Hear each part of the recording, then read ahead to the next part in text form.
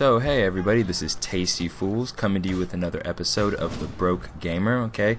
So maybe you're a little tight on cash, you spent a lot of money on your PC, or you're just a broke college student like myself. You need some games that, give you a lot of fun, but, won't break your bank.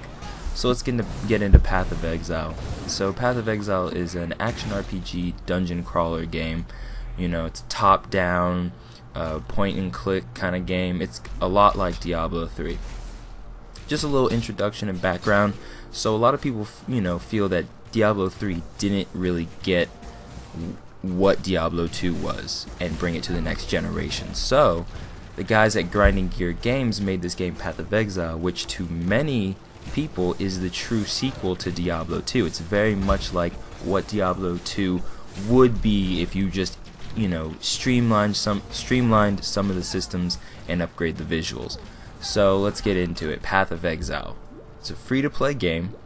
Let's start with the visuals. Visuals are very gritty, dark, somber. Things have a much more realistic tone than a more stylized, artistic style. But the main thing that you're going to want to know about this game is the different classes. So you have the Duelist, which is a hybrid between strength and dexterity. You have the Witch, which is mostly magic based. The Ranger is using mostly dexterity. And that's intelligence, not magic. The Templar is a hybrid between intelligence and strength. The Marauder is mostly strength, and the Shadow is a toss between a hybrid between intelligence and dexterity. So let's get into the item system. So the skill and item systems. Basically, items is what you're going to be grinding or just playing the game to get. You want that best item for your character, and there will be tons of items, and each time you kill a monster there's a chance to drop an item. So where you get your skills from, you'll get them from gems that you pick out throughout the world. You can trade gems if you want a specific skill, or you can just get whatever skills will come to you as you play the game. This is also a game that you'll be putting hours and hours into, so that just goes with it. This isn't one of those games you just get things when you want them. It's kind of random. You're going to be playing and playing and playing and going through the levels, and this game will give you hours and hours of enjoyment. So it's okay that you have to get your skill system either from random drops or the community. That's alright. It just goes with the spirit of the game. Next, the biggest thing about Path of Exile is the passive skill tree. The passive skill tree is humongous. It would take forever for me to totally explain it. Think of it like this. You have this entire map. The top is intelligence, the left is strength, the right is dexterity, and the bottom is, so you have those three paradigms. Intelligence at the top, bottom left strength, bottom right dexterity. And whichever class you choose, you are placed on a position in this map. So if you're the Marauder, you're going to be down in the lower left, and mostly around the strength runes. If you're a Witch, you're going to be in the top and be mostly around the intelligence runes. Now let's say you're a Templar, which is the mix between strength and intelligence. You're going to be in the middle of the strength and intelligence trees.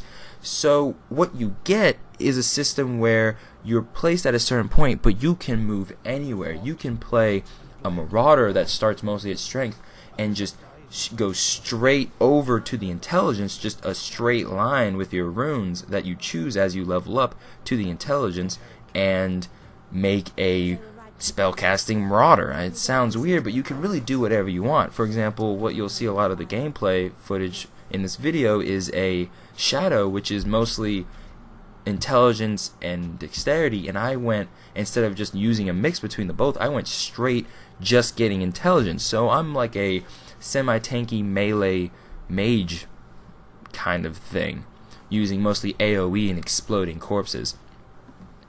And that goes back with the item and the gem system, is that since there's so many passive tree combinations, so many routes you can take through this gigantic skill tree, and there's so many, there's such a variety of runes, you can really make any type of character you want. Let's move into the item system. Item system's kind of standard. You'll be getting gems, rings, amulets, neck pieces, chest pieces, leg armor, gauntlets, just the wider range. If you've played any kind of dungeon crawler game, you know that's kind of stuff you're going to get into.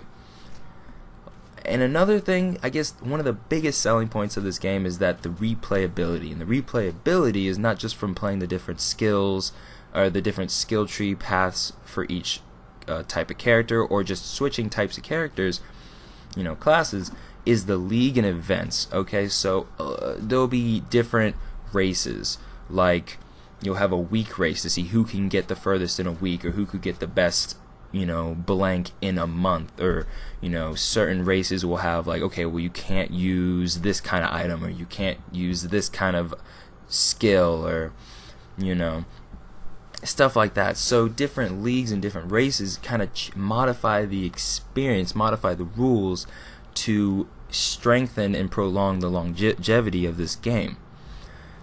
So if you're like, okay, I want to play this game, but I want to change something up, okay, well then you can get into a league that, you know, for example, the monsters attack 60% faster. Now that's going to change the game fundamentally, where you're going to maybe stack more defense and get more, you know, passive damage mitigation, but that's a big change to the game, and that's just one example of many different kinds of leagues which change the rules of the game. So Path of Exile, check it out, guys. It's free to play. There's no reason not to get it, to be honest. There's no reason not to just play it for a little bit, see if it's your type of game. So, in conclusion, you know, very good dungeon crawler, action RPG, great item system, the passive skill tree. Just go to the website and check out the passive skill tree and just see the kind of combinations you can make. Well, this has been TastyFools with another episode of The Broke Gamer. I've been reviewing, quote unquote, if you want to call this a review, Path of Exile. Check out my other videos on my channel, and peace out.